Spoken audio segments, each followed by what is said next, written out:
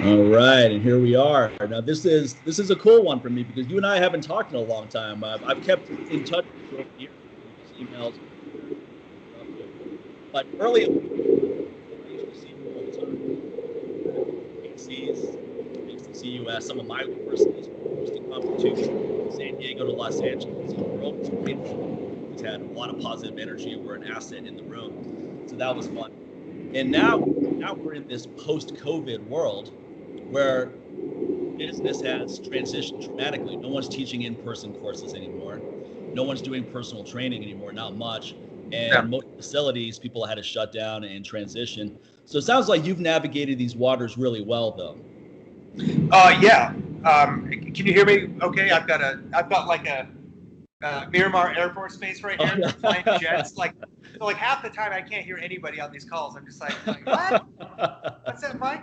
Well, first of all, it's awesome to see you. Yeah, it's been it's been a while. I think we kind of started similar in the kettlebell community, like back in 2002 or 2003, whenever that almost 20 years ago. But yeah, definitely. To make a long story short, trainer for 24 years. Yes, I've made a full transition to online coaching, kind of leaving the one-on-one model.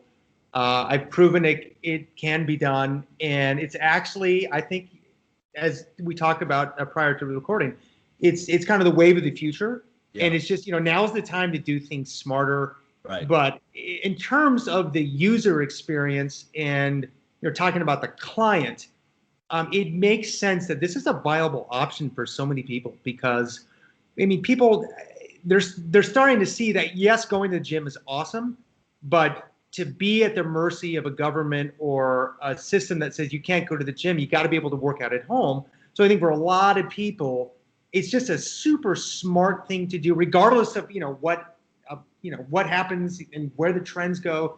To be able to empower yourself, saying, "Hey, well, I can still keep my training going. I can still work with a coach. I can still have structure, and I can do that without having to stop my personal process of training." So I think it's exciting, and you've got it's the wave of the future. We're finally utilizing technology better for fitness pros, right? Yeah.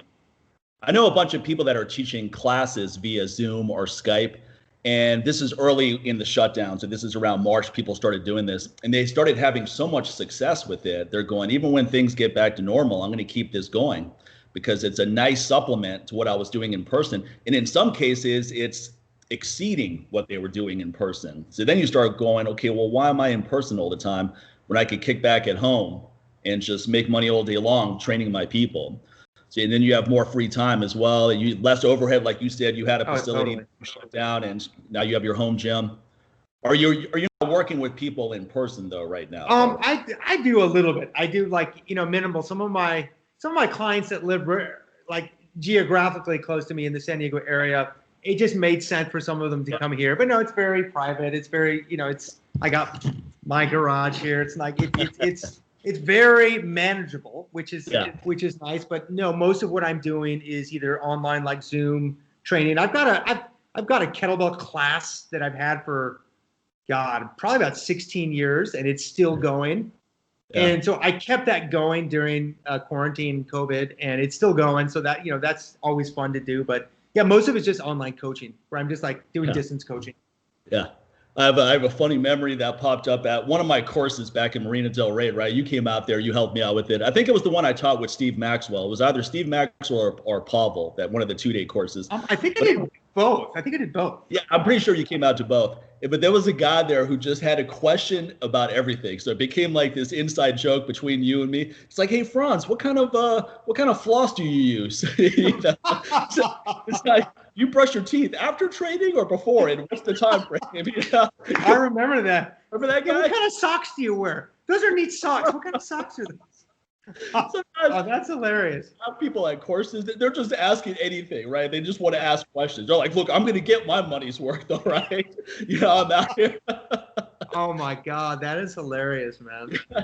It was always some funny characters. And I remember one lady came up, and I think Maxwell brought her to the front of the room, and he was going through, okay, here's how you tighten up your body when you're doing grinding exercises and so forth. And Maxwell kicks her in the glutes, and she's like, oh, sorry about all the jiggling, or something like that. Yeah. I was standing next to you, and you're like, oh my God, I can't believe she said that. She's like, oh, I'm sorry for all the jiggling. Sorry for all the jiggling tissue. I'm so sorry. Yeah. Oh, God. You can't make this stuff up, Mike. No. This would be fun. Now, you actually spent a lot of time traveling overseas, right? We were talking about that for a little bit. You taught some courses. This was with the RKC. You were teaching some of their events in South America, and then you put on some of your own there as well? Correct. Yeah, I was. They had come out with a one-day, kettlebell cert, the HKC, which you were part of. So yeah, I went down to Venezuela a couple times. Went down to Chile. Went to Brazil and taught those. Probably the first, I guess, Pavel trained kettlebell guy to go down to those countries. It was a fun experience, super awesome. Kettlebells were so new then, so it was, you just felt like a, kind of like a rock star, like, oh my God, this guy's he's attached to Pavel somehow. And I was just teaching people how to swing kettlebells. So at the end of the day, it was a great experience. And now, kettlebells are all over those countries now. So it's interesting to me, as someone that was there from the very beginning of this modern day resurgence in kettlebell training, it's interesting for me to see how ubiquitous kettlebells are now. I mean, I see them everywhere. They're at the small gym I go to. They're at most hotel gyms, at least have a few kettlebells. Yep. Kettlebells now, people know what you're talking about, where before you always had to describe it. I go, yeah, it's a bowling ball with the handle on it, and you swing it around. And people didn't really get it. But now it's everywhere. Now, most of the time, people think that you're a CrossFit person if you talk about kettlebell training, because CrossFit did such a good job just attracting. I think one of the big reasons why CrossFit became so successful is somehow they resonated with a lot of women. So they attracted a lot of women into weight training. And at that time, weight training was always something that women wanted to avoid largely. They're like, oh, I'm going to get too muscular. I don't want to look like you. I would get that at my courses. I was like, well, I don't see you pressing an 88-pound kettlebell, so don't worry about it. You're not going to look like it's just going to happen by accident. And then, and then not only did CrossFit attract women, they attracted a lot of good-looking women. And whenever any entity attracts good-looking women, a lot of guys are going to want to be there too.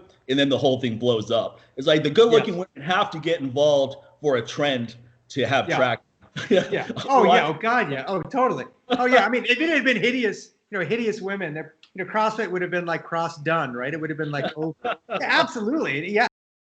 Women rule the fitness industry at the end of the day. I mean, it's a big part of the fitness industry, and they tend to pay more for, for training, coaching. And I think that's spot on, man. I think absolutely. I don't understand how CrossFit has stayed so popular all these years, but I mean, clearly, maybe it's the community, but the women are ironically more jacked than some of the guys now. So, right? I think the community is a big part of it. I think that's one of the things that people really like about it. And there's multiple reasons for that too. Is one, people like a support system when it comes to fitness, because not a lot of people are self-motivated. I mean, you're self-motivated, I'm self-motivated. Most of our trainer friends, we're all self-motivated, but we're an anomaly. The average person, any excuse that comes up to avoid training, they're going to take it. They're like, oh, you know what? My toe has an ingrown nail. I think I'll skip the rest of this week. Make sure it's not a bacterial infection. So people are always trying to avoid activity. So the community part is definitely good, because only two. Maybe they live their profession, just working all the time, and then not only do they get some training in, but they're in a positive environment. And that's really important for someone as well who is very insecure about getting back in shape. You don't want to be in an environment where you feel that you're marginalized in some way or ridiculed in a direct or indirect way. So that positive force, that makes a big difference. And I think also CrossFit has become part of the vernacular in popular society. Meaning, I hear CrossFit talked about in movies, TV shows, news stations, you name it, right? So it's very familiar. Oh, God, yeah. People drive by, they see a CrossFit gym, they go, oh, cool, let me check that out. Oh, it's huge. I mean, it really fit a need that people had. And as you said, community and humans are so tribal. Like there is a need to belong. There is a need to belong to a tribe, or that's just part of being human. And I think CrossFit was really if they were successful at anything, they were successful at really feeding that need to belong. And I think we can learn a lot from CrossFit. I mean, it really. I mean, it's almost like a religion. I mean, it really is. We're like I got to do my WOD. I got to do my workout up. Right. I mean, I never personally got into it, but I respected the structure and the place it held in certain people's lives. I was just like, I don't train like that. I don't want to train like that. But I respect your need to want to get into some self-betterment, self-improvement fitness program. Like, I get it. Yeah. Makes total sense. Kudos to them for trying. Oh, no doubt.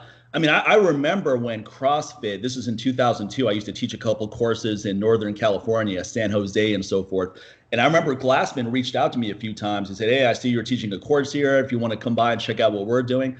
And I always appreciated the offer. I never had a chance to do it. I was usually in and out of these places. But at that time, CrossFit was him and maybe 5 guys in a park. There was no CrossFit facility, nothing, not even one. I'm pretty sure there wasn't even one CrossFit-based gym. And then a few years later, there was one there. That was their headquarters. And then they started popping up. They started propagating a little bit. There was one in Los Angeles. I had that guy come out to one of my courses, one in Santa Monica. But I did not predict it would go on to blow up like it did. I was like, I don't know how this is going to do. But once I saw the good-looking women getting involved, then I thought, okay, this is going to this is going to go somewhere.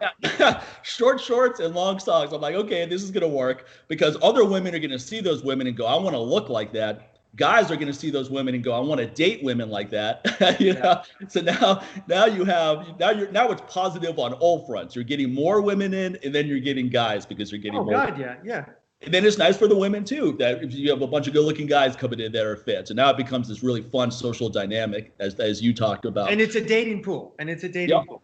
Totally. That happens a lot in fitness communities in general, a kettlebell community included. There's a lot of that going on. That's just people, though. That's just the dynamic of people. But the thing about my reservation with CrossFit has always been that I'm a technique guy. Now, I want to do everything with really good technique, and I see you the same way. Like, you don't post videos of you with really crappy technique or training a client where they're— God, I certainly hope not, Mike. Windmills all over the place.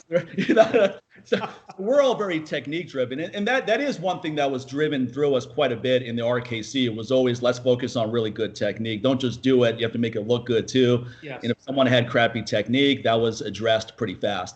So I always appreciated the importance of proper technique. I remember Charles Poliquin once said that if he has a client who is supposed to do 10 reps, but if the first 8 reps are really good, but 9 and 10 are sloppy, they just didn't count 9 and 10. And that way you're incentivizing the person to not go for those crappy reps. I mean, when I see someone deadlifting where their traps look like they're about to come out of their back and they're completely rounded over and the bar gets below the knees and they start doing some kind of hyper extension move, I go, this is way, way too heavy for you, number one. And clearly you don't have good technique with even light weights, if that's what it looks like when you get to the heavy weights. Okay, I don't even like to look at those videos because the mirror neurons in your brain, I don't want to imprint that in my subconscious at all. Those are horrifying to look at. Yeah, those gym fail videos are highly entertaining, but they're also somewhat stressful as well. Very stressful. Like I can't unsee what I just saw. Some of those videos, I'm like, man, people that person could have died what they did. They tried to snatch a barbell with fairly heavy weight and it landed on the back of their neck as they collapsed forward. I mean, people can die from stuff like that. So we're laughing a little bit when we watch it, but I mean, we're only laughing because the person was okay. I mean, someone could have actually died from that. Oh, big time. That wouldn't have been cool. Oh, totally. Every year, at least 20 people die, men, of course, from bench press accidents. You generally getting pinned in a basement by yourself, and then you suffocate to death. Not only is that a horrible way to go. That's terrible. That's terrible. Why does it happen? Yeah. Why doesn't people have enough sense to say, okay, I'm going to go heavy on this. So let me have some safety bars in place, or let me have a strategy to get this weight off of me if I'm pinned, because generally you want collars on each side of the bar. But if you're going to bench press by yourself, maybe you shouldn't have the collars on each side of the bar, so you can flip it. You can flip the weights off in an emergency. That's called very unwise and very foolish, foolish thinking. Yeah, that's really unfortunate, but I think that's just I think that's just human nature, man. Some people are just knuckleheads. That's just Darwinism right there. Darwinism. It's survival. It's survival of the fittest. And in this case, you're not that fit. If you're not that fit mentally or physically, if you think bench pressing heavy by yourself in a basement with collars in the bar is somehow a good idea. You know, the funny thing about bench pressing too is when you see someone bench pressing at the gym, let's say they have two and they barely hit it 3 times, and then they put another 45-pound plate on each side. You're like, hey, can you give me a spot? I go, for what? I mean, you're going to be giving me a spot on bent over rows, you know? I'm not going to be giving you a spot. So you barely That's so good. 5 for 3, and now you think, well, you know what? Maybe if I go heavier, things will get better. You know? You want to get a good trap workout, right? I'm just going to work my upper traps. Oh my God. Yeah. See, I haven't been in a gym environment because I had a studio. So it wasn't like, it was like private training. It's like I literally haven't been in like a big gym environment for decades. So, but I mean, I know that it exists. I mean, obviously, like I see you training at like some bigger gyms. So, I mean, must be interesting some of the stuff you see. It's so. You know what's hard is resisting the urge to give people advice. Because I see people using crap. And when I first joined a commercial gym, I would see people, especially with kettlebells, I'm like, okay, I got to go over there and say something just on principle. But you know what funny thing is that 90% of the time it wasn't received favorably. It was almost as if I'm being rude. And then I realized, you know what? This person didn't ask me to come over here. They're in the middle of their workout. No one likes some random person just coming up saying, oh, hey, let me show you how to do this properly. I'd probably react the same way if someone came up to me, you know, while I'm deadlifting or something and said, oh, you know, I think you're doing a couple things wrong there. I was like, yeah, just shut up and move on.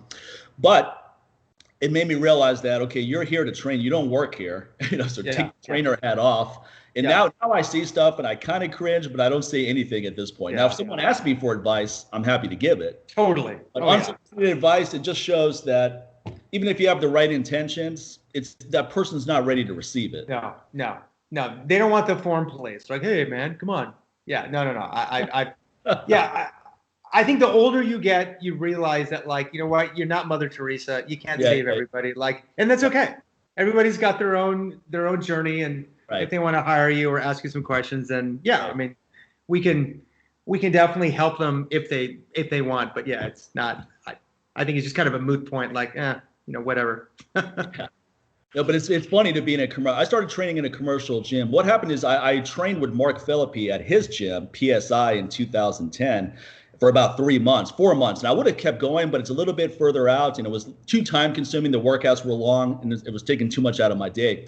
But before that, I was mainly just doing kettlebell only training. I had a barbell at home, but I wasn't doing much with it. But after that, though, I go, you know what? I want to get those power moves back in my regimen. Bench press, etc., front squats. So I joined that commercial gym, and that was an eye-opener for me because I hadn't been in a commercial gym probably since 1996 or something like that. It'd been a long time.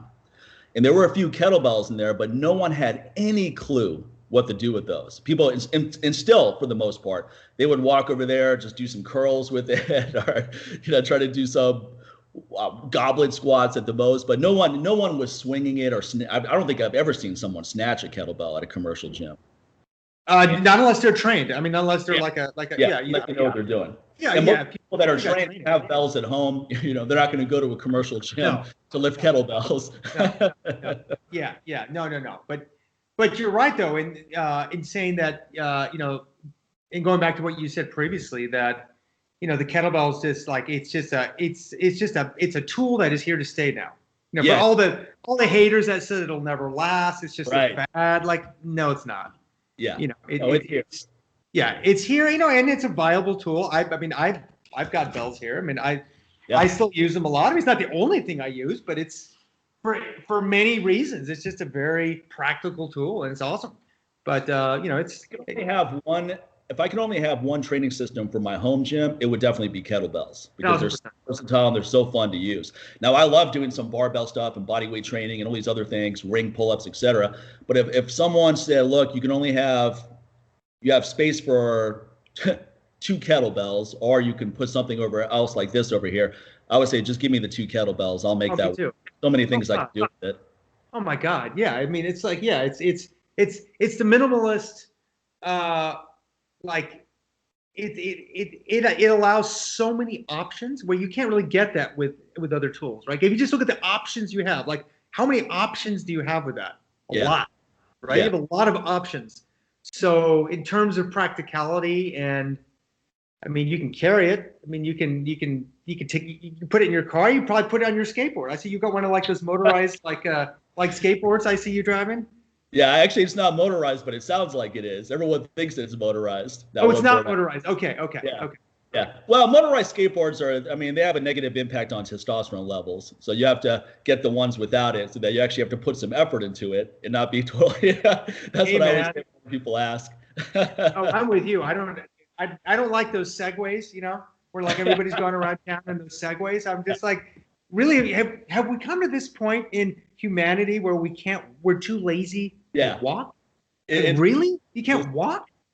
Like, well, my attitude about training is that I train maybe 3 or 4 times a week. Now, if that's all I did, in my opinion, that's not enough in terms of daily activity because, okay, what are you doing the rest of the time? You're training for maybe an hour and a half, 4 times a week. There's still a lot of time where you're sitting around doing nothing if you're not doing some kind of activity.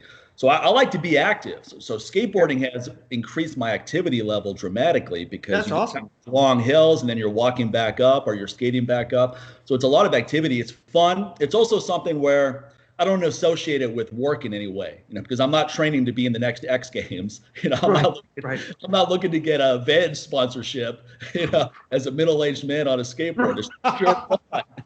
And I like to snowboard a lot, and this kind of keeps my my snowboarding technique on point. That's awesome. Yeah, so it's just fun. It's just something fun to do. It's a hobby. But I think we all need to have activities that we enjoy doing that we don't think of.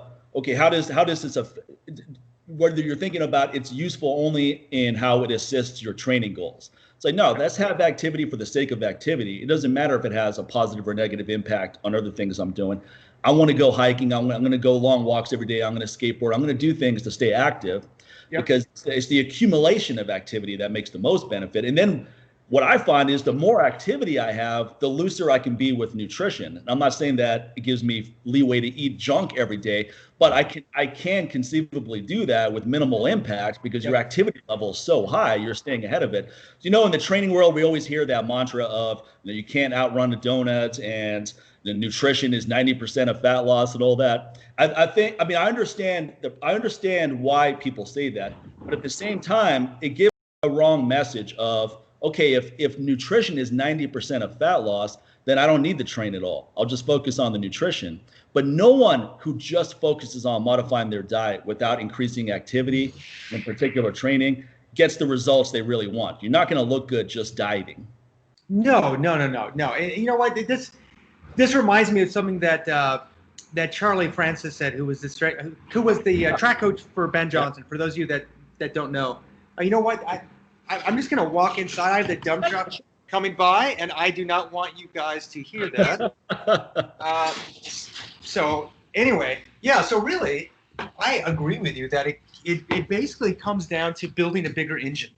Like if you want to be able to eat food, like focus on building a bigger engine, right? Like literally build. Hold on one second. Could you give me the charger, babe? Yeah. 1,000%. It's. Yeah, I mean, food's critically important, but like I pretty much eat whatever I want. I mean, like I don't eat horrible, but like I don't like if I want to have chocolate or I want to have a cookie or I want to have I'm not worried about it because like you, I train 3 to 4 times a week. I walk every day. I walk about 4 or 5 miles every day, or I hike. I'm just grabbing my charger here so I don't die here. But yeah, man, I think I'm on the same page as you. I think it's all important. All of it is important, but it's so easy to get so black or white. Like this is the only. Well, no. Like there's a lot of gray in there, and to just camp out in one of those philosophies, I think it's just kind of a trap. Like you don't have to. Yeah. No, you really don't. You really don't. And you don't even, I mean, for the average person, they don't even need to have a training system at home or go to a commercial gym for what their needs are. They could just, for a lot of people, just walking several miles a day is going to give them the results they want largely. And then You could do some body weight stuff or upper body strengthening, lower body strengthening as well. But the average person is that's busy, they're not looking to compete in a powerlifting meet or a CrossFit event or a kettlebell competition. They just want to be healthy for day-to-day activities, feel good. Oh God, yeah. Sorry, here I'm just It's okay. I was charged up, and for some reason this thing just went from 60% to 3%. Oh, okay. Is it a MacBook? What do you have over there? It's a MacBook Pro. Yeah. That's why I knew it was a MacBook right away, because I'm on my third MacBook Air in probably less than 10 years, probably even less than that. And what the last one I had, it had a similar issue. It would be at 100%, and then 10 minutes later, it's dying. Yeah, and I guess what the hell happened here? I just had it charged up. Really? Yeah. And then you go try to get a new battery in it, and they're like, "Oh, we don't carry those anymore because it's an older model. We recommend you just upgrade to a new one." I'm like, "Oh, just give us $2,000 and we'll take a new one." Yeah. I'm sure that's what you recommend. You want me to blow another $1,200 on a computer that's going to last 3 years? Well, there's a reason they're $1 trillion company, Mike. Yeah. Just look at you get the new iPhone every year. It's like there's a new iPhone coming out every 6 months. You're going to upgrade every single time. And what is on it that you need so much? Because I barely know the functions of the phone I have. I go, texting, check my email, and social media. That's about the full extent. Camera. Smart. Get a camera on it. Right. Yeah, camera for recording video blogs. That's it. Filming little clips at the gym. That's the full extent. Anything beyond that, I'm not even aware. Yeah, it's funny. Let's talk about explosive training a little bit, because I'm a fan of Jay Schroeder, and I've been revisiting some of his work. But I recall back in the day, you and I were talking about training once, and you actually had some training with him, right? You had a couple sessions with him? I did. I actually hired him. This would have been more than 20 years ago, way more than 20 years ago, maybe. I hired him to help me with my sprinting. I was already running decent times. Yeah. I was sub 11. I was 10, I don't know what I was, 10.7, 10.8 in the 100 meter. And I wanted to get faster. And he was training my brother and a really good NFL prospect named Adam Archuleta. Yeah, right. Who turned out to be an amazing athlete. And so because I didn't live in Arizona, I flew out, hung out with my brother, and he just taught me a program. And, it was brutal. I can remember saying, this is the 1.0 version. And I've never strained a glute muscle, and it wasn't his fault. I just was weak. I literally tore a glute muscle doing one of his exercises. I was embarrassed. I just said I've never done that before. But yeah, it was my first introduction into his style of training. A lot of isometrics, a lot of extreme isos, which I still do, and I still prescribe for a lot of people. Yeah. I think he was way ahead of his time, and his ability to just kind of understand that the nervous system and the brain, if you can somehow find a way to kind of bypass all the governors, right? All the inhibition that athletes have, or even just normal people have. Right. He took a lot of that research and just kind of tweaked it and played with it. And, it got results. I mean, my brother was on his system for about a year or two, and my brother got a lot faster. And Adam Archuleta became a freaking beast. So I know he's worked with a lot of athletes since then. I don't really know the details of his current program, so I don't really have any knowledge then. Right. But he was way ahead of his time, and a lot of people maybe didn't like his dogmatic kind of nature towards other systems. I think he's changed his tune a bit. I think he's more open to other type of training. But there's something to his training. What's been your feedback on it? That's that's a good. What you just said is a good point, and I think it was a common trait with a lot of the high-level strength coaches at the time. So I remember a friend of mine asked Charles Poliquin what he thinks of Paul Chek, and Poliquin, he just put his hand. He goes, "This is Paul Chek from right here to right here." Right? He's just saying he's a core guy, and that's it. So people seem to have this derogatory tone of, I guess, quote unquote competitors, or they just felt that these antithetical points of. Ian King had a totally different training style than Charles Poliquin. So I remember those two, I think they were friends, but they used to butt heads quite a bit. Yeah. I think that was part. I mean, not that that doesn't happen now. It still happens now, obviously a lot, probably even more so now with social media. But you don't have to pay attention to it. I don't. When people No, just yeah. it's on my look. If I rather go train than sit around and talk to someone I'm never going to meet about the merits of different training systems. So like if you think what you have is great, more power to you. I'm not going to try to convince you otherwise. Oh God, yeah. I'm with you. It doesn't like. There's so many different points of views, and there's a lot of ways to get to Rome, right? There's a lot of roads. Like some people can get elite doing extreme isometric. Some people get elite doing like this crazy high volume training. Other people can do like the heavy duty Mike Mentzer stuff. Other people can do like there's not one way. I just think that there's common principles that kind of transcend any one system, and like that ultimately is what counts. It's like learning that, like, you know what, like, yeah, I can see why a lot of these systems work. There's benefits to all of them, but there's also negative drawbacks to each of them. And my I think my training experience and philosophy kind of in a nutshell is like, listen, see what works for that person. Right. Like, it sounds so like blasé and like so general, but it's true. You have different fiber type, you have a different nervous system, you have a different neurotransmitter dominance in your brain. It's like what works for you is probably not going to work identical for me. Like I'm going to need to tweak it to fit my unique biochemistry, 100%. My fiber type, my training history. So it's I love the field, but I think you can get so lost in like trying to pick a side. Like, well, look, hey, there's a bunch of good stuff out there. Like, why pick a side? Just pick the stuff that works. Like, I don't pick a side. No, I don't either. I just pick and choose things that seem useful. I mean, that's how I started integrating some of Jay Schroeder stuff recently. And I got to tell you what, speaking of isometrics, those lunge holds, those are brutal. They're horrible. No, they're absolutely awful. Oh, that's terrible. It's terrible. Especially, especially when you use the intention of maximally contracting your muscles, like you're like your hamstring, like you're really, or you're trying to squeeze your knees together as you're in the lunge. And you're like, I've never been more humbled than like trying to hold, like I try to hold a 2-minute lunge on each side. Yeah. And I was shaking so bad. Like it was like a traumatic experience. You're just like, I don't know if I've ever experienced anything harder in the moment. Right. Yeah, it's amazing how difficult it is because it looks like something fairly simple. If someone described it, you'd be like, oh yeah, I bet I could do that for a while. And a minute into it, if you even last that long, you're shaking like crazy. Well, 30 seconds for most people, I think, is enough for most people. Yeah. I held it for 3 minutes on one side and I collapsed. I couldn't even stand up. I just fell right over. I had to stay down for a little bit. I wasn't even thinking about doing the other side. I was like, I'll do that tomorrow. I need a break between now and then. Yeah, it's hard. Yeah, the isometric stuff is really hard. And some of the stuff he does,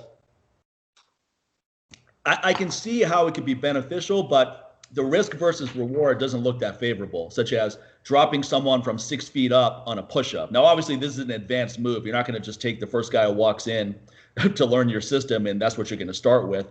But I have to wonder, are the benefits of doing that so pronounced that it negates the negatives of things going wrong? Because what if things go wrong and you don't get your hands out in the right time and you do a face plant?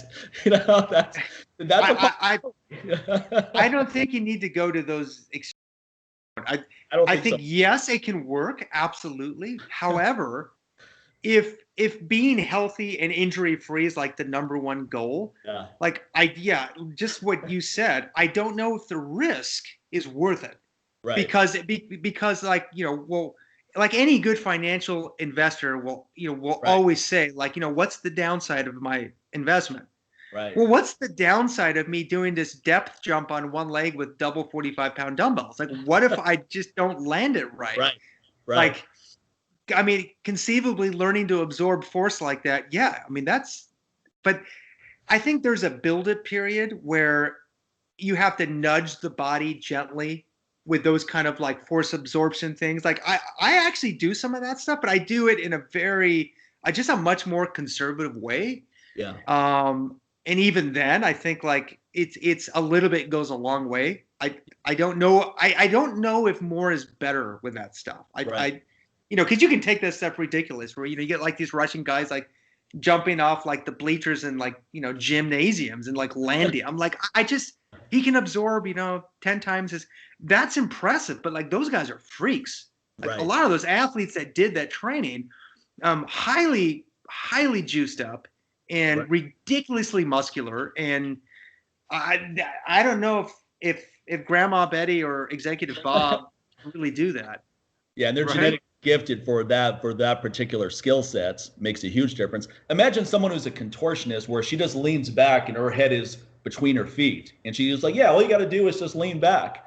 And the 99% of people who see that aren't going to get anywhere close to that. No, For her, and I think no. for her, it's going, "Oh, let me lean back," and then bam, she's all the way back. For the rest of us, we're not going to work up to that, no matter what we do. No, and I think that's the challenge with trying to base a system off freaks. Right. Right. So look at these people. Like, yeah, but they're absolute freaking freaks. Right. Like, let's bring that back somewhere to the zero, to like center, where we can like, just take that same concept and say like, how do you really make this work for everybody? Unless your goal is to work with freaks, or you yourself are a complete genetic freak, Right. and they're out there. I mean, there are some guys out there that are just, and women that are not human. The stuff that they can do is just crazy. I'm not working with those people, so I'm working with executives and very wealthy owners of companies, and they're superstars in other ways. But Right. I would have not had a successful career if I had just like injured every single person that I had. Right. And I don't think you would have a successful career, or really any trainer would, if you only targeted professional athletes. That's the trap a lot of trainers get into. They're like, "Oh yeah, I want to train professional football players." Okay, why? Because it sounds cool, sounds like something interesting to say at a cocktail party that you're never going to go to. Exactly.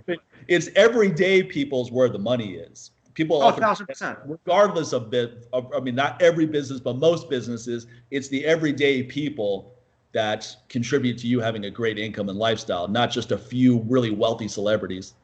Oh God, yeah. And not only that, I have trained some pro athletes, and I've trained some that paid me. I've trained some that didn't pay me. I trained some MMA guys. That happens a lot too. Yeah, where they like, like 4 or 5 months into training them, you're like, oh, this guy hasn't paid me yet. Like, well, yeah, but you can say you train me. I'm like, I don't care if I train you. Like, I need to feed my family. So yeah, it's exactly not like all athletes are like that. Hold on a second here. I lost my screen here. Yeah, it's I totally agree with you. It's like it's fun to train the odd like super pro athlete, but like I think it's just as pleasurable training just like a normal person to get really, really strong and get lean, and get a dad who's chubby and has a beer belly and get him abs over about a year or two. Like that's impressive, right? Like that in itself is a very worthy achievement, and it's I almost have more satisfaction doing that.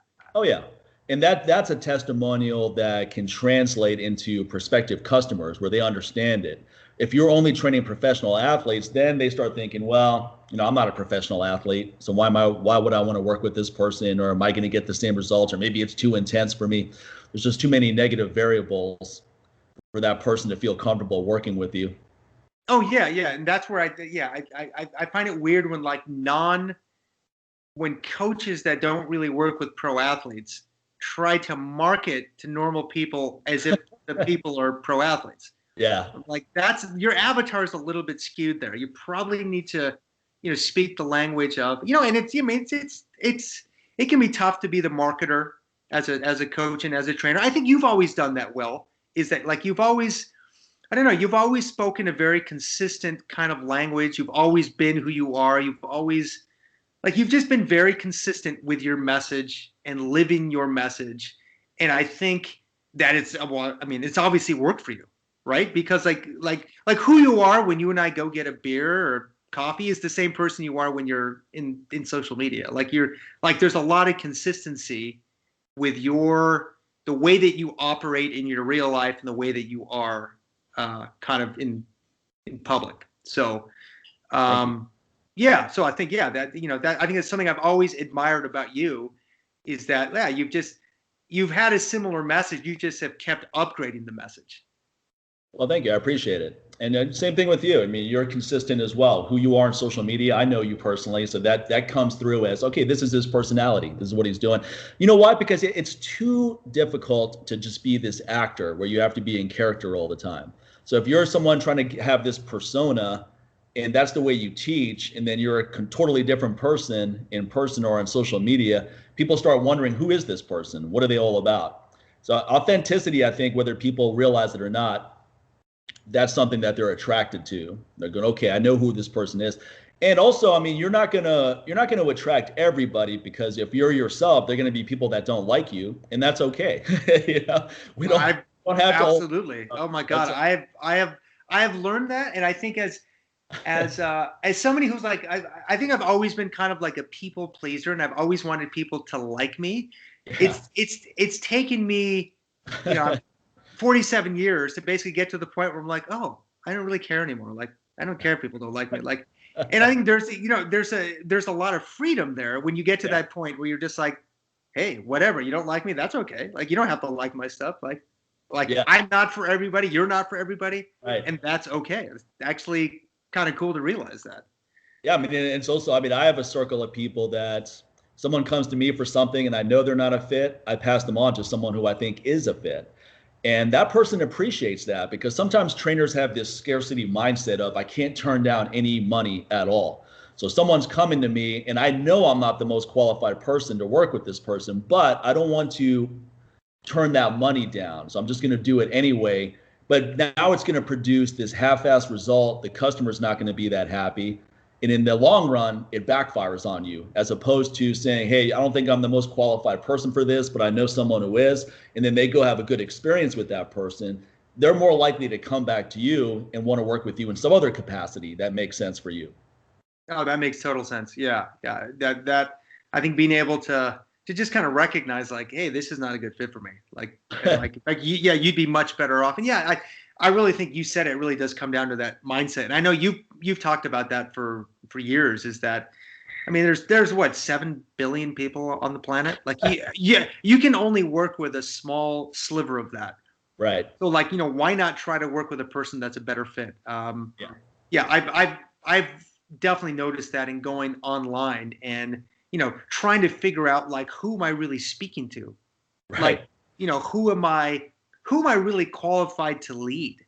And I think I kind of came to the realization that, like, well, I'm pretty qualified to lead people kind of like me, like dads that, like, want to be fit, that, like, are not wanting to give up their athletic potential, and that, want to be relatively lean. They don't want to be bodybuilders. I mean, I'm not some giant, like, 2%, body fat bodybuilder guy.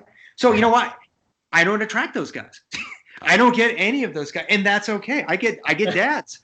I get dads that want to be lean and that want to have energy and that just want to, just be better versions of themselves and just be able to be functional. So, I think that growth mindset is just, God, like, what a game changer. If you just realize, like, dude, there are a lot of people out there. Like, you don't need everybody. Yeah, sometimes your niche is, I mean, most likely the niche, when people always go, what should I get into? It goes, well, what exactly interests you? Just, let's start with it. Because I can give you 5 options that are all potentially lucrative, but if you have no passion about any of those options, you're not going to last long enough. You're going to hate it. You're going to be miserable. Remember when Lauren Brooks started targeting women on how to get back into shape after pregnancy? Yes. And her career blew up. She was doing. She's super successful. Yeah. She was right here. She had this gradual ascension. She's doing well. And then all of a sudden that became her focal point, and it was boom, it just skyrocketed all the way up. And to this day, she still has a huge following with that. That's something that she's passionate about, and also something that she can definitely speak on. She knows how to get back in shape. She's had 2 kids. She knows how to do it. And she's got the training and nutrition background and all that. So that's an example of, she followed a passion and it worked out really well for her. It wasn't oh my God. She sat around and said, I really doubt she sat around one day and be like, you know what? I bet there's a lot of other women that have had kids that would love to get back in shape. I'm going to make a ton of money off of that. I really doubt that was her motivational thought process. No, no, Lauren's awesome. Speaking of Lauren, I speak to her from time to time. She's here in Encinitas, Yeah. a little bit north of me. But no, it's no. I think she speak about authentic. Like she just found her voice and she Right. found, her tribe. And it was, Yeah. it was moms that needed to be empowered and moms that needed kind of that motivation that she gave them. Right. And yeah, it's so cool to see a coach or really, any kind of business where their message matches the right target. And it's just Right. like Right. magic. You're like, okay, that works.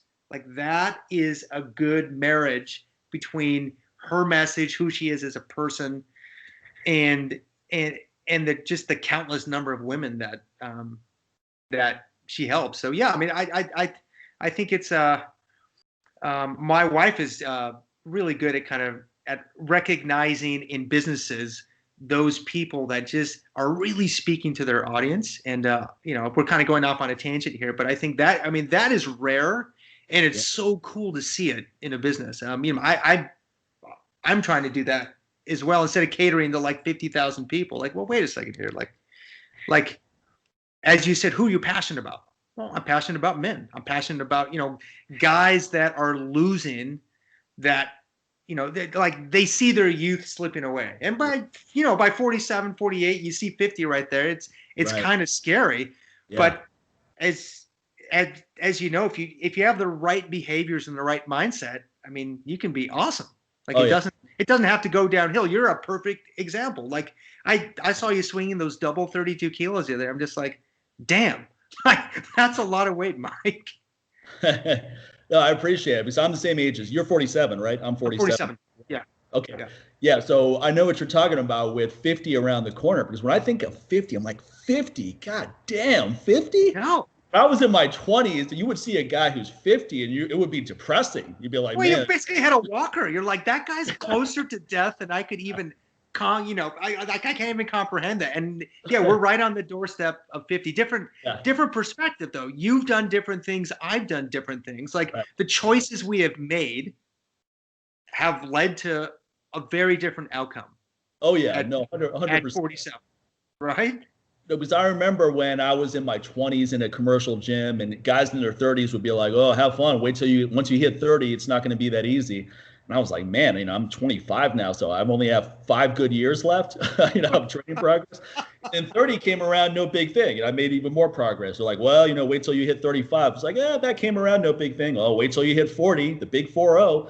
And I mean, sure, you have to modify things as you go along, but I think that's more because of accumulated mileage than it is of just chronological age. I don't think anything magical happens at a certain number. Like all of a sudden you're 40 and you're like, oh man, my back is killing me and my knees are like yesterday at 39, I felt great. Now today at 40, my body's falling apart. That's it. I'm 40. It's over. Yeah. And I never wanted to be someone who defines the way I live my life by age, meaning, okay, I'm not going to go to that concert anymore because I'm 47 now. It's like, no, I'm going to do it. If I don't want to do something, I'm not going to do it, but it's not going to be because of my age that I'm not doing it. Like when I'm skateboarding, they kind of laugh. They're like, aren't you a little bit old to be doing that? I was like, no, I'm not. Clearly I'm not too old to be doing it. And why would I not do it because I'm at a certain age? Well, I'd love to go skateboarding, but you know what? I just realized I'm 47, so I think I better skip that. Type why? If you can do it and you're healthy and you've taken care of yourself, but you also hit the nail on the head of if you want to feel good at 47 and 50, you definitely need to take care of yourself in your 20s and 30s. Not to say that it's insurmountable to get back in shape. It's just more difficult. Like I remember people would look at Steve Maxwell and they're like, oh man, I want to be like that when I'm 60. I was like, yeah, but I know what he was like when he was 20, and he wasn't like you. He was an all-star athlete. He was a wrestler in high school, then college. He was in the military. He's always been an active guy. He's not a guy who started working out when he was 50 and got in this incredible shape and became a black belt in jiu-jitsu and all that. He's had a whole lifetime of physical culture. It's been a passion. So, I mean, not to say that he can't be an inspirational figure. He definitely can be, but you have to take it into the right context and realize that, getting in shape sometimes for the first time in your 40s and 50s, that's definitely doable. And a lot of people have done it, but don't think that you're going to turn out like a Steve Maxwell or someone else who's been in shape their entire life. Right. No, 1,000%. And I think it just kind of goes back to the mindset of just recognizing that, like, what you do now, like, you're just training for your future self. Like, your future self 5, 10, 15, 20 years from now is going to show up. And, if you're clear about what you want that future self to be, then it's almost like you can't not, like, your subconscious, like, makes you do the behaviors, because you're like, I have a burning clarity on, like, being this way. Like, so I'm just going to do every day those little tiny deposits, as you talked about. It's the cumulative effect, which is magic, because you can't get there in a year. And even, like, I sell a 90-day coaching program. Okay. But the 90-day is like, it's just like opening the door. Right. Like, honestly, I'm like, this is like a 3 to 5 year process for you to really get in shape, especially if I get men that are out of shape. I'm like, this 90 days, you're going to see some amazing results. But keep in mind that it's the next 3 to 5 years that are going to set up year 10, year 15, year 20. So we need to think long term here, because if we're lucky enough to live that long, like, what you do, your behavior, like, it's like the law of sowing and reaping, right? What you do now, you're going to reap, for good or bad. So, you don't have to be perfect, but man, if those high leverage activities, which I have found are, number one, strength training. Number two, some kind of fun aerobic work. I like hiking. I love hiking, and I like walking. The occasional sprinting, because I like power and speed, which I think are harder to do as you get older, just because of our tendons, but very high leverage activity that just keeps your brain connected to your fast twitch fibers. And those three for me are kind of it. Like that's what I enjoy doing, and like that's what's keeping me feeling really young. Where I walk around, I'm like, God, I feel really good. I feel really, really, really, really good. I would teach other men how to do this. So yeah, I mean, it sounds like you've just never stopped. You've just been going ever since I've known you. You've just been hitting it hard since I've known you. Yeah, for the most part, that's definitely true. And I think that's another important caveat, is that if you want to be strong, then you have to keep training to be strong. You can't, otherwise you end up being one of those guys who used to talk, he talks about what he used to be able to do. And I never want to be one of those guys who's like, yeah, I used to be able to do that. It's like, I used to be able to deadlift 500 pounds. I used to be able to do pull-ups, but I blew out both shoulders, so I can't do them now. I don't want to be that person who just talks about the glory days. That's always depressing to me, because that is depressing. It doesn't exist anymore. The future's not here, so we have right now. So what are you doing right now to feel good? Because that's all that exists, is this moment right here. Do you feel good? Do you feel healthy, and so forth? If you don't, then you want to make sure you take charge of it right now, so that when the future becomes right now, you feel a lot better than you do right now. Good point, man. I couldn't have said it better. Absolutely. Now, with explosive training, I've seen you talk a couple times about why explosive training is important, and you just alluded to you do some sprinting to increase some explosive power. Well, why do you think that's an important component for older generation or older people to take advantage of or focus on? Yeah, it's a very, very, very good question. And the reason it's important is because in terms of the actual, like, activation of fast twitch muscle fibers, you've got many different subsets, but let's just kind of break it down into slow twitch or fast twitch. Your fast twitch fibers are the hardest to recruit. They require the most stimulation. In terms of the nervous system, top of the neurologic food chain, even higher than Olympic lifting, is going to be sprinting. There's nothing higher. If you find anything, tell me. There's nothing higher than high-speed sprinting. So it really is, it's like the litmus test for orthopedic health. Like, if somebody can sprint, especially as they get older, like, that person is orthopedically healthy, but more importantly, they're neurologically healthy.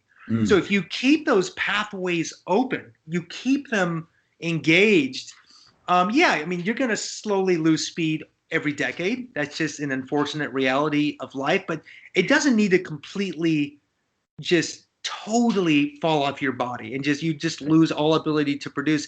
But I think from a survival standpoint, the way that I look at it is, I look at speed. You could even throw in things like kettlebell training or like Olympic lifting or like anything explosive, plyometrics, jumping, anything that keeps that system alive in your body.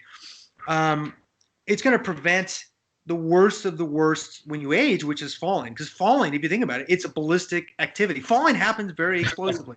It's very fast, right? So you want your body to be able to communicate on that level of quickness, where it's more just on a spinal cord level, where you've got stored patterns in your brain where you don't have to cognitively think about rolling, or your body just turning on and engaging. Right. And that's why I like a lot of the martial arts, the faster kind of Aikido, some of the throwing arts, but anything that teaches you to fall explosively, I'm going to put under the same umbrella as sprinting, right? I mean, sprinting is just the fastest form of locomotion, which is awesome. If you're being mugged and you're clearly outnumbered, if you're faster than the other guys, guess what? You survive. Yeah. Right? Or if you're with a group of campers and the mountain lion is chasing after you, the slowest guy dies. You win. Right. So there's many survival reasons, which probably for most people they're never really going to need, but you never know. You never know. So I would say, there are so many practical reasons to keep those alive. I think the biggest challenge for men, especially, over 40 and over 50, that have not remained active, or they have not remained doing any kind of explosive kettlebell work or any kind of martial art, is that their tendons have lost the ability to deal with stiffness, right? And when you lose that stiffness, you lose that ability for the tendons to kind of absorb force. 1 second here, somebody calling me, decline.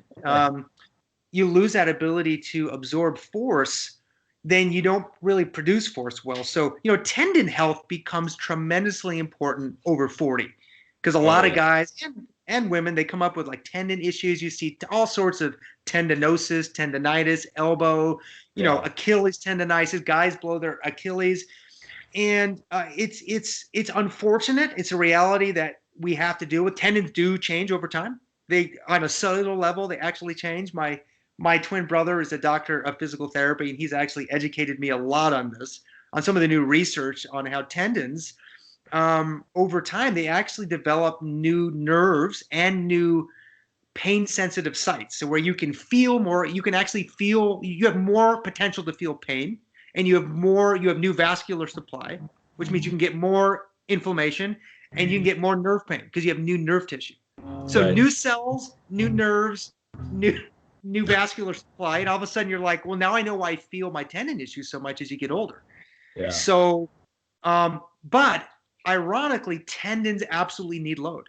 They're change phobic. They hate when you stop loading them. So the thing is, once you get over the hump of whatever kind of tendinitis or tendon pain you have, and you get over that, you never stop loading them.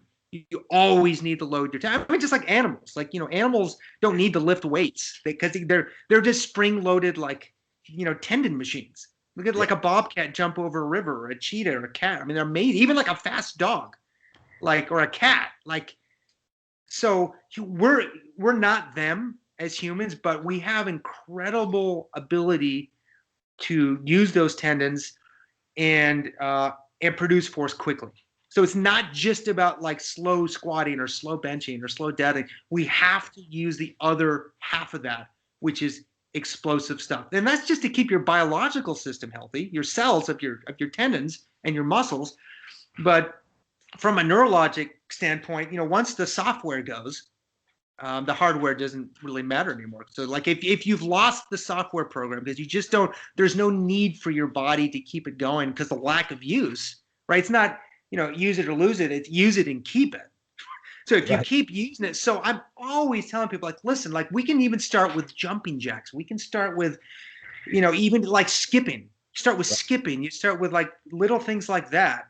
Anything to just keep those tendons alive and to keep the fast twitch power alive. So I'm a big proponent of it, and I think anything men can do, because that's who I predominantly work with, to keep that alive, you are doing yourself a favor in just so many areas. You have to be a more capable human being, honestly, Mike. And the explosive training is fun. Sprinting is fun. I love sprinting, and it feels incredible. I call sprinting the ultimate anxiety crusher. Yeah. Because sometimes if I'm working through some mental health stuff, I go, let me go sprinting right now. I'm just going to go do 10 all-out runs.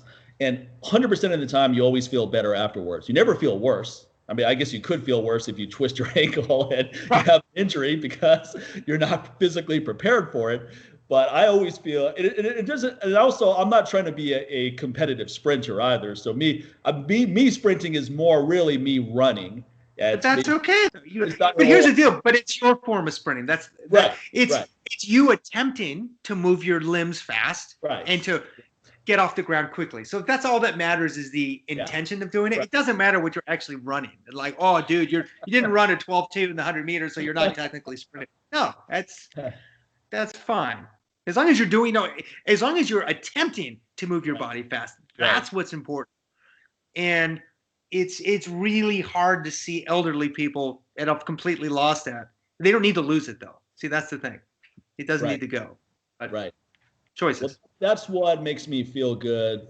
Not that I feel better when I see other people suffering, but when I see older people that are just in these really depleted states, their bodies are degrading dramatically. That is depressing to me, just to see that. But it doesn't have to be an inevitable future for me either, because it won't be. They didn't do what I'm doing now, and I've been dedicated to living as healthy as possible for a long time, since my 20s.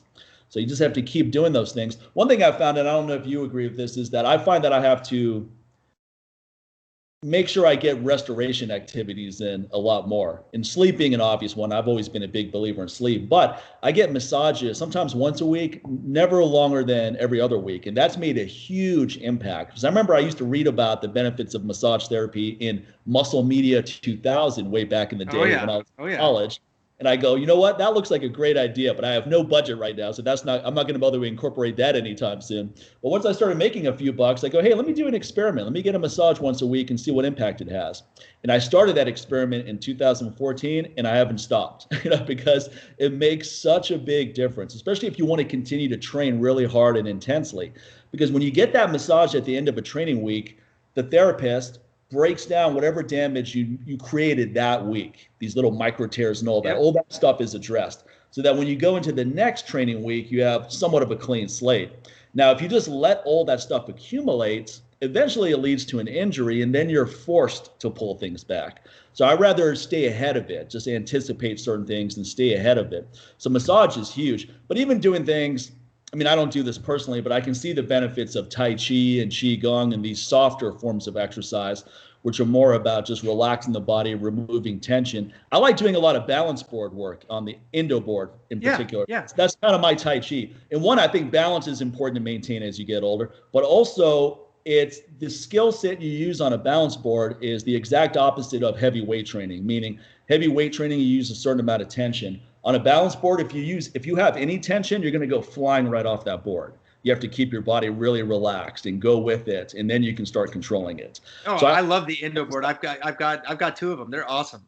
Yeah, they're fun. Awesome. Oh yeah, absolutely awesome. No, and I totally agree with you on the massage. I mean, it's just an ancient form of restorative work that is. I mean, it's a game changer. When I was running my fastest times, I was getting a weekly neuromuscular massage from Paul Chek's ex-wife named Sue Chek. And I mean, she was like a wizard. And I mean, literally within like a year, like I was more flexible than I'd ever been in my life. And it was, it was only because of the massage work. So I'm a huge believer in it. And like anything else, obviously it's kind of dependent on the practitioner or the therapist that you get. You just got to find somebody who's good, who has a track record of helping people, and they like, always get a lot of referrals. There's nothing worse than getting like a massage therapist who's fresh out of school, who's terrible. Then you're just like, oh my God, I've had it happen. But no, get somebody good, and that's an investment. I mean, you literally, I mean, it's like a secondary insurance policy. Oh yeah, you're treating the soft tissues of your body as a very valuable resource that you have. That the only soft tissues you have, you might as well take care of them. So yeah, I mean, I think Massage, if you can find somebody good, is, oh my God, that's, yeah, it probably has a lot to do with why you're still training kind of at the level that you're Also, training at, Mike. I've been a big fan of active release technique as well, which you're of course familiar with. Even before I got into the fitness industry, I used to go to ART practitioners, and that's another way where sometimes you have these injuries, you go, I'll just rest up, but it's going to take way longer for that injury to go away. And two, it may not heal properly as a result. You can't just sit around with an injury. While the active release technique, you get in there and you heal a lot faster, and then you also heal fully as a result. I mean, I had a nasty groin tear last year. I don't think it was a complete tear because I wouldn't even be able to move my leg, but it was super painful. And if I just sat around and waited for it to get better, it would have been months. Yeah. If probably longer, and then it wouldn't have healed properly. But because I went to a really good active release technique practitioner here in Vegas, Dr. Kyle Booth, I mean, a couple of weeks, I was about 90% recovered. I was back to impressive. And so forth. Yeah. And this was crazy painful where I was lying down and I couldn't even sit up straight without this super pain shooting up from the pubic bone to my midsection. So, I mean, you're just in pain all the time. There's no relief. Oh, it's the worst. Yeah, you're sleeping. You have to prop your leg one way and try not to move at all because every time you move or roll, you're like, oh. it's super painful. So you can't just wait for something like that to go away. And then if you do, you're probably gonna go months without training if you put. Oh, it's terrible. No, it's terrible. You know what? It's like I think a lot of that stuff doesn't get better if you're not proactive about it. But speaking of the ART, I've got a funny story. Like right when Leahy was kind of getting out with it in like '99 or 2000, I was at a personal training gym in La Jolla, and I was training Tony Robbins at the time.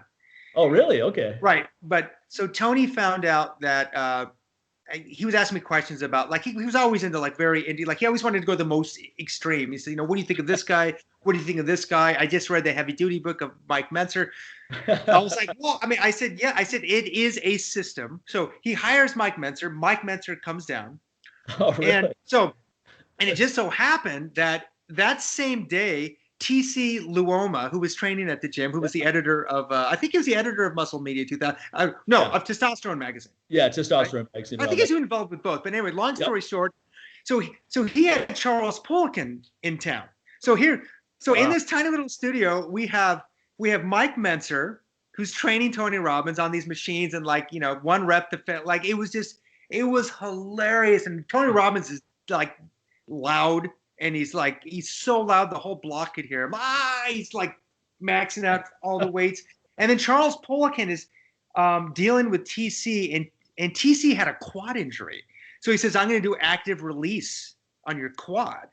And he sits down on a massage table, and I swear to God, I mean, I thought TC Luoma was going to die. I mean, Charles is a strong dude, right? Yeah. Big freaking meaty forearms and like big thumbs. Like I was sitting there watching Tony Robbins be trained by Mike Mentzer, and then Charles Poliquin was given this death ART. I mean, I thought TC was going to die. I mean, he was literally in tears. Oh yeah, it could be painful. He was in freaking tears. But anyway, it was just like a comical, like, just for the record books. Like, when am I ever going to see this again? Right. It's also really interesting because I know that there was a lot of tension between Mike Mentzer and Charles Poliquin. They didn't like each other. No. So there was this bad energy in the gym. Yeah. I don't know why they didn't like each other. It's none of my business. But it was weird. It was, you had all these egos. You had, Tony Robbins, pretty big ego. Charles Poliquin, great coach, big ego. Mike Mentzer, big ego. Oh, yeah. TC had no ego. I remember Mike Mentzer would take jabs at Poliquin. He was like, yeah, just go do some dumbbell presses on a Swiss ball, like that kind of thing. And then Poliquin would be like, yeah, Mike Mentzer's system works for about 3 weeks, and then it never works again, right? That was always the narrative. But speaking of Mike Mentzer, I remember you and I years ago talked about that interview that Bill Phillips did with Mike Mentzer. Remember that? It was this bonus audio cassette that you had to get. We're talking about Ayn Rand and like, yeah. And the Fountainhead and. I had the same impression you had when you listened to that. I listened to that. I was like, I found it. I found the ultimate training system. This is it. I couldn't wait to put it into action. I go, okay, I'm going to bench press really hard on Monday, and then I'm going to take 10 days off, and I'm going to be way stronger when I come back in. It did not work for me at all. It right? didn't work. I got injured doing it. It was not a good system for me. It's way too long. You can't bench press one day and then 2 weeks later you come back and you're going to have some progress. And I remember Tony Robbins this is probably after that Mike Mentzer experience. He got involved with those power factor guys, right? The isometric holds and all that. Training. Yeah, it was just about volume, how much volume you do per session. Yeah. And it was this, okay, we're going to put 2,000 pounds on the leg press and you're going to have this, you're going to lower it 1 inch and then hold it there for 30 seconds. Yeah, you just do little reps like this. Yeah.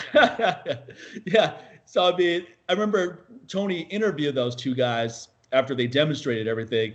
And he goes, okay, so basically what you guys are saying is training is going to become a haircut at one point, right? You just work out every 2 weeks. And they're like, oh, yeah, that's the way it's going to go down. And I'm sure the gullible, from a marketing standpoint, are going, man, this sounds amazing. I'm going to get stronger than I've ever imagined. And I only have to train each move or each body part once every 2 weeks. And it never, ever worked for me. I never got benefits from that. I went on to do high frequency training, which became way more solidified when I started working with Pavel. I'm like, okay, this is similar to what I've been doing, but he has grease the groove kind of thing. Yeah. It's dialed in way better than I do. So I'm going to take some of his stuff and incorporate that into what I like to do. But even to this day, when I train 4 times a week, it's 4 full body workouts. It's not chest on Monday and hamstrings on Wednesday, calves on Friday. No, it's a full body workout every time. So it's always some pressing move, some pulling move, some leg pressing move, some leg pulling move, some torso work every single time. And that works well. The high frequency, as long as you're not training to failure. So that's why, like Mike Mentor's whole thing is you have to train to failure. But then if you do, you have to take a long period of time off. And then Bill Phillips later on, when he experimented with the program, remember he said, okay, I maxed out on the bench and I could have maxed out again 15 minutes later, right, using the same amount of weight. Like cluster training or something. Yeah. Yes. Yeah. Why do I need a week off between that session? Yeah, it was faulty. Yeah. It was the whole notion of, first of all, I don't think anyone trained at the intensity level that may have been required to warrant that much time off.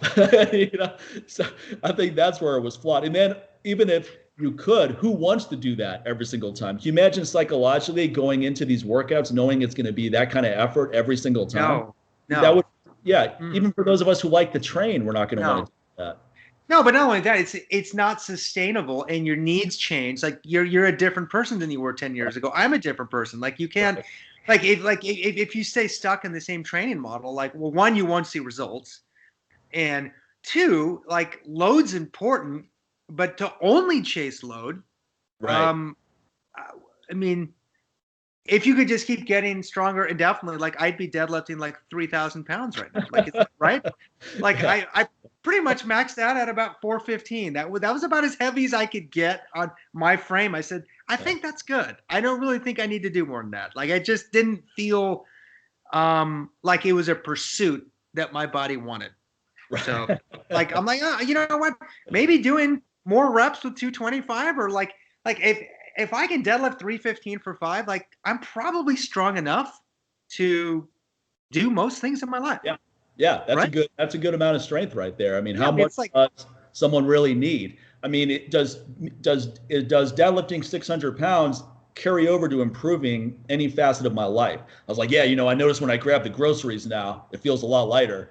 No. Like, okay, well, it probably felt light when you worked up to 300 pounds too, because your groceries are nowhere near your training weight. So how far do you have to take the training weight so that it carries over to whatever you do each day? Right, and I think that's where also you need work capacity, which right. So I've always been a little more of a load guy, but I see the benefit. Something like Mark Rifkin has talked about a lot. There's something to be said about laying a foundation of work capacity and just being able to handle work over time. Like that seems to work for most people, even people that are like very fast twitch dominant. Like they don't have to do the volume, but similar to you, I do better with high frequency. I do 3 to 4 workouts, and I always do the full body, like a push or a pull. Always a balance in like the upper body and some kind of a leg exercise. Like that just makes sense to me for functionality, but also from a time perspective. Like I don't want to feel just my arms, or just like or I'm just doing calves today, and like that just it doesn't like it doesn't suit my needs. Yeah. And I don't train my clients like that. I think, the body's one piece, kind of like we learned from Dan John. That's just a very simplistic way to look at the body, but it's also I think a very accurate way to look at the body. Body's one piece. Train it as one piece. Like I'm not saying that full body training is the only way to train, but I mean, obviously it works for you. It's probably worked for a lot of the people that you've trained. But pick movements that kind of work everything anyway. That just makes it covers the most bases. And to me, the goal is to not live in the gym. The goal is to just get as much as you can out of the gym, to maximize return on investment. And because time's the most important commodity any of us have, it makes sense to me, like, hey, I just want what I do to be fruitful. Right. I just want what I do to be fruitful. And I also want to enjoy the movements. And that's something that I also teach is I don't really believe in giving people movements that they suck at. And that doesn't mean they don't work on their weaknesses, but like if somebody just can't load a movement just because of their structure, I don't want them to just hate training. Right. I'd rather them find some movements that work for them that they can get victories in. And that's just what I do. Like I have some clients that just will never kettlebell swing. After years of trying, like it just doesn't work for them. Guess what? We just don't do kettlebell swing. And that's okay. You don't have to do one movement. Like there isn't one holy grail movement for anybody, in my opinion. 100%. It's just a matter of finding what works for you and just being consistent. And what that is for you, do that thing. Like live life with your strengths. That's always been my motto. Like, listen, if you get in a fight or there's a bear attacking you in the woods, you're not going to resort to your weaknesses. So wait a second, I've been training my rotator cuff.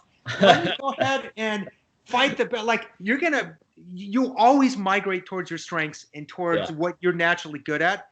Go with it. Go with that. Work on your weaknesses, but don't live there. Yeah. Right? Like that's just really doesn't make sense for me to people to do movements that suck. They don't like them. They can't load them. It hurts their body. They get these weird little. I'm like, just don't do them. Right. Just don't do those movements. Like, fine. Yeah, you don't want to train where you're actually breaking your body down further as opposed to building it up. I mean, the whole point of training is to make yourself more resilient so that you're less injury prone in other activities, as opposed to you're getting injured all the time from training. Especially those of us especially trainers rather, who train professional athletes. Right. Someone has a multi-million-dollar contract and you have them do sledgehammer strikes and they hit their foot by accident because they were too fatigued, and that person's on the bench for the rest of the year. That's not going to speak volumes for your career anytime soon. That's for sure. I mean, I think the first goal of every workout is don't get injured. When I'm training, that's always what I'm thinking about too. Not that I have this paranoia of getting injured, but I'm thinking let's make sure the technique's on point. If your technique starts deviating, you're going too heavy or something's wrong, just pull it back in. Be patient. It doesn't matter. I mean, don't try to impress anyone else in the gym, which is not really a problem I have, especially at this age. But that gets a lot of people in trouble, especially younger guys. Go, okay, everyone's watching what I'm doing here, so I'm just going to keep adding plates. For what? So now you're putting yourself in an injury-prone state, where the upside is a few people may clap or something afterwards if you pull it off. Just not a worthy trade-off. When you're going to the ER. Let's end with this funny story. I remember years ago you told me, and I think Steve Connor was at the table, didn't you have a client who ate flowers? Client who ate flowers? I probably had many clients that have eaten flowers. Yeah. I mean, literal flower, like a bouquet. This person would just grab it. And my joke was, you give her some roses and she's like, oh, thanks a lot. Just takes a big bite. It's California, right? It's not outside the realm of possibility that there's probably people who live off wildflowers out there, for all we know. I've known some. There's some people that that's a thing for them. They eat a lot of flowers. Like it's just part of their. No, seriously, it's part of their diet. It's like cool. Like, I've actually tried it, but there may be some benefit that I'm not aware of. So I shouldn't laugh too hard at it. Oh, it's funny. I wouldn't spend time researching. I think the supplements that you have are probably doing just fine. Yeah, there's not going to be some way for me to monetize flowers down the road where I start going to flower shops in town and taking all their inventory to sell online. Well, cool, man. I know you're doing a lot of online program design. You put out great content on Instagram and social media. So where can people find out more about your services? Yeah, it's my name, Franz Snideman, on Facebook, Franz Snideman, Instagram, LinkedIn, Twitter. I'm mainly on Facebook and Instagram. And yeah, it's always super fun to talk to you. And yeah, I'm just kind of like a like-minded, lifelong strength and athletic guy that just loves the pursuit of it. And it's fun to, I could talk all day about this. I mean, literally. I mean, it's part of our lives that we really both enjoy, and I like it. Yeah, man, it's a lot of fun stuff. Well, great. I'm going to go ahead and stop recording here.